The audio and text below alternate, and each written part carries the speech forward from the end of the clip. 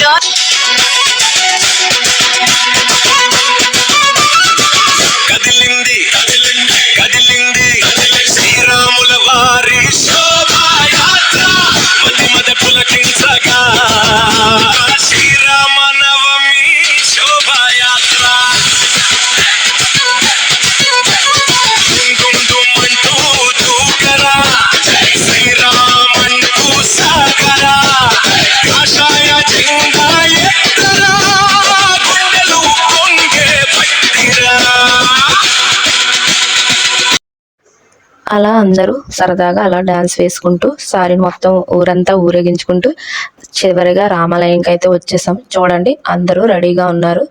Sorry మొత్తం సీతమ్మ వారికి సమర్పించేశారు. ఒకరికొకరు అందరూ ప్రసాదాలు పంచుకున్నారు. తర్వాత అయితే సీతారామ కళ్యాణం జరుగుతుందండి.